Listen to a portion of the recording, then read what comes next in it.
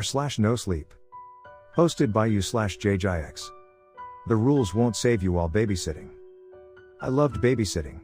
With only being 17, I always used to babysit my younger brothers while our parents were away. So I had a bit of experience when it came to it. I always had a passion for babysitting and I wanted to pursue a career as a full-time babysitter. All of my friends at the time had a job either at a supermarket or fast food. Personally, working fast food or stocking shelves weren't interesting to me. Yeah, the income was always better, but the experience from babysitting gives one a thrill of excitement.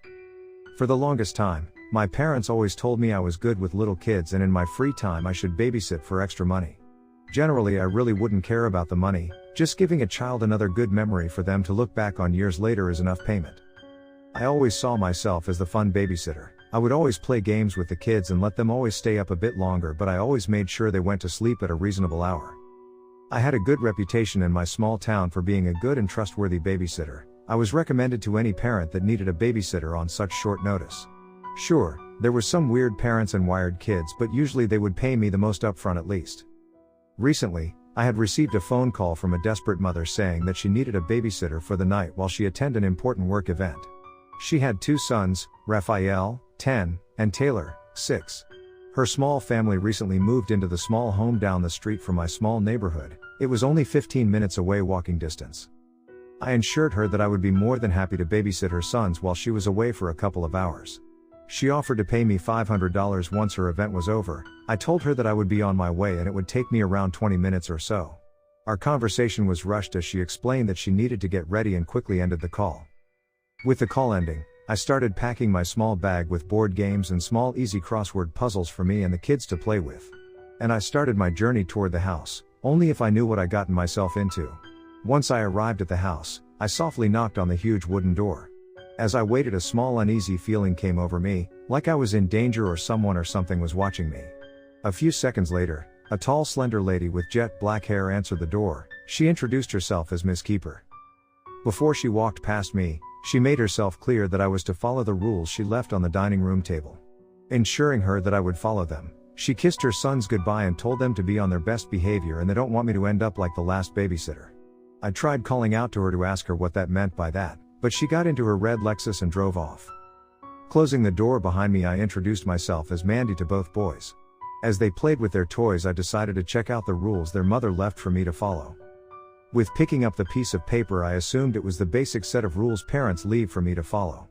Boy, was I terribly wrong. The list read: Hello Mandy.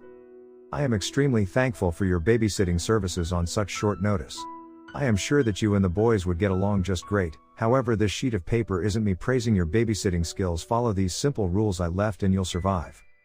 Rule number 1. First, both boys need to be in their rooms with both doors locked all before 8:30. Under no circumstances should you open any of their doors after 8:30. They will try everything in their power to convince you to let them out, or even go to the point of busting the door down.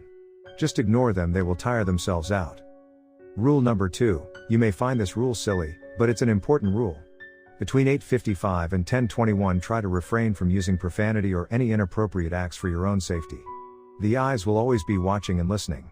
To keep yourself entertained, try watching some TV and the movies I left out. Rule number 3, at all costs, ignore the basement. Do not interact with it. Do not open the door no matter what happens. If you hear small whimpers or loud screams coming from the basement, ignore them, they will eventually fade away after 10 minutes. If you are walking past the basement, do not stand in front of it more than 30 seconds. If a strong urge to open the basement door washes over you, ignore it and focus on the movie for your own sake. Rule number 4, around 10:30 you may hear loud footsteps walking around upstairs. If you hear the footsteps descend down the stairs, quickly find a hiding spot immediately. It senses movement and loud noises, so try to refrain from moving around too much and making a lot of noise. The entity will disappear after 6 minutes of looking for you.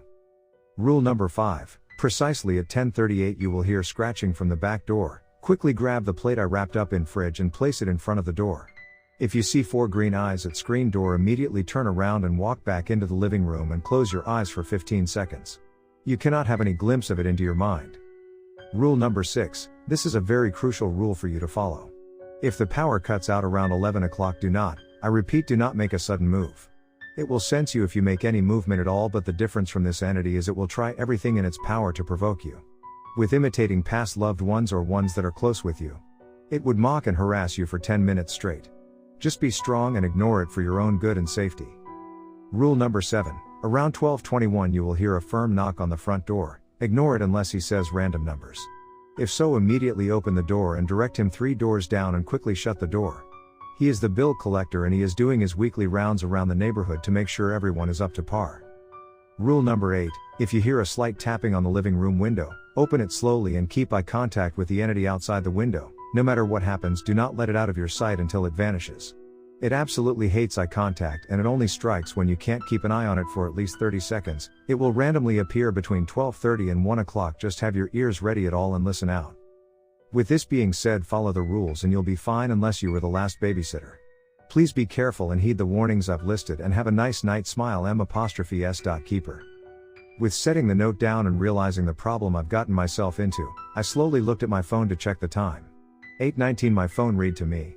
Looking back at the boys, they stood side by side with big disoriented smiles on their faces while slowly inching toward me. What the actual fuck?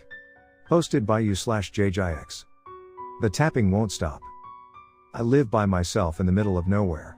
I have no neighbors for miles. I cut contact with my family over 8 years ago, just a bunch of toxicity I didn't need in my life anymore. The tapping started 3 months ago. I stayed up late one night binge watching a TV show. I can't remember what show it was sadly.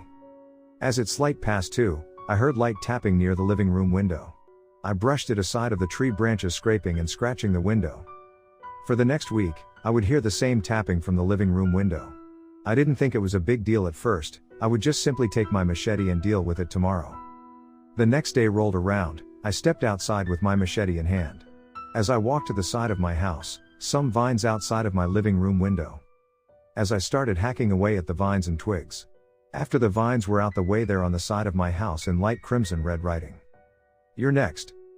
The liquid dragged and dripped onto the ground, making a small puddle.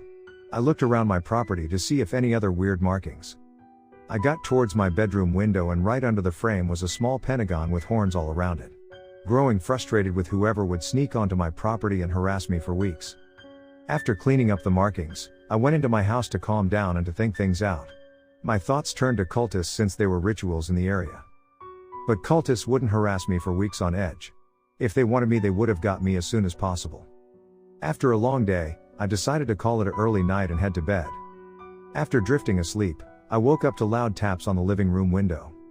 Going into my closet, I grabbed my double-barrel shotgun from behind some of my old coats and jackets. Making my way towards the living room window, I slowly reached for the latch and slowly lifted the window up. The cold night breezed into my face as I used the living room light to help me see. As I reached for the window to close it, a black figure popped out from the side of the house. Its round head and disoriented smile from ear to ear. Its long black bendy arms coiled around my right arm. It tried yanking me out the window, but before it could, I pointed the shotgun at its face and pulled the trigger. The creature stumbled, grabbing its face in pain. I was sent into the wall behind me from the force of the shotgun. Struggling to stand, the creature climbed slowly through the wind and inched toward me. I pushed myself to stand and rushed myself into my room and slammed the door behind me. It's been 12 hours since then. I still hear its jagged breathing outside the door. I hear it calling my name. The tapping won't stop. I might just give in and accept it. If you're reading this, send help please. The tapping won't stop and I'm slowly losing it.